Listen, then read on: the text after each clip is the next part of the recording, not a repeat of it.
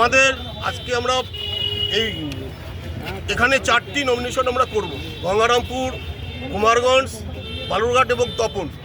আমরা 12টার আগেই সবাই ঢুকবো, আর পরবর্তীতে আমরা র্যালি করব। আমাদের তপনের বিধায়ক দুলাল টুডু আমাদের সঙ্গে আছেন, বালুরঘাটের আমাদের প্রার্থী আমাদের বিদ্যুৎ কুমার রামকৃষ্ণ আইভিএফ সেন্টার, মা হওয়ার স্বপ্ন পূরণ।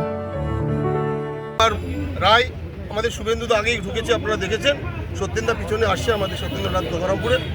আর এই বিষয়ে দেখছিল পাশাপাশি ওই সাব ডিভিশনে আমাদের ওই সাব ডিভিশনে যে দুটো কুশমন্ডি এবং আমাদের হরিরামপুর, সেখানে একইভাবে আমাদের নমিনেশন হচ্ছে। সেখানে হরিরামপুরের আমাদের মনোনীত প্রার্থী দেবব্রত মজুমদার এবং কুশমন্ডির আমাদের প্রার্থী আমাদের তাপস চন্দ্র রায়, ওরাও একইভাবে ওখানে দিচ্ছে। আমাদের সম্মানীয় কেন্দ্রীয় মন্ত্রী এবং আমাদের জেলা সভাপতি দুজনেই সেখানে আছেন।